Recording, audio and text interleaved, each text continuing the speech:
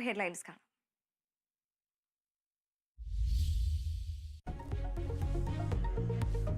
India Pak വെടിനിർത്തലിന് ശേഷമുള്ള ആദ്യ കേന്ദ്ര മന്ത്രിസഭാ യോഗം ഇന്ന്. നിലവിലെ സാഹചര്യം വിലയിരുത്തും സുരക്ഷാ കാര്യ സമിതി യോഗവും ചേരും. അതിർത്തി മേഖലകളിൽ സ്ഥിതി ശാന്തം.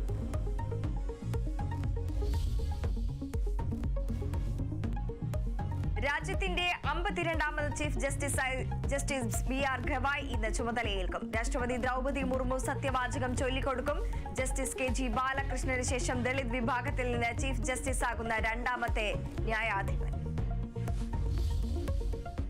നല്ലോണം എന്നെ മർദ്ദിച്ച് കൊല്ലുമെന്ന് പറഞ്ഞു തന്നെ മർദ്ദിച്ചതാ. നല്ലോണം മദ്യപിക്കും, വേറെ എന്തെങ്കിലും ലഹരിയൊക്കെ ഉപയോഗിക്കേണ്ട, ചുണ്ടിൻ്റെ അടിയിലൊക്കെ വെക്കലുണ്ട്, എന്തോ ഒരു പാക്കറ്റൊക്കെ കാണുന്നുണ്ട്. ലഹരിക്കടിമയായ ഭർത്താവ് ക്രൂരമായി മർദ്ദിച്ചെന്ന് പരാതി. അർദ്ധരാത്രി വീട് വിട്ടോടിയ യുവതിയും മകളും ആശുപത്രിയിൽ ചികിത്സയിൽ.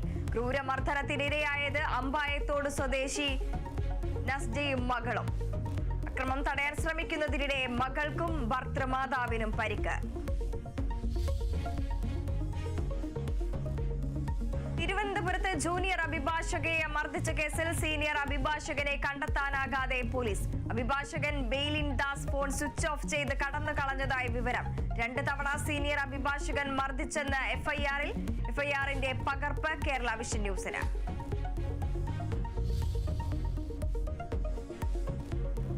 സംസ്ഥാനത്ത് ശക്തമായ മഴയ്ക്ക് സാധ്യതയെന്ന് മുന്നറിയിപ്പ്. 4 ജില്ലകളിൽ യെല്ലോ അലർട്ട്. ഇടിമിന്നൽ സാധ്യതയുള്ളതിനാൽ ജാഗ്രത പാലിക്കണമെന്നും നിർദ്ദേശം.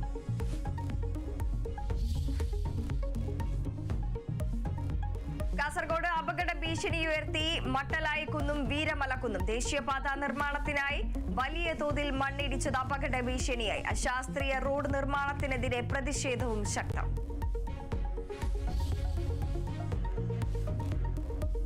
കാനഡയിൽ മന്ത്രിസഭ രൂപീകരിച്ച് മാർക്ക് കാർണി. 28 മന്ത്രിമാരിൽ 24 പേർ പുതുമുഖങ്ങൾ.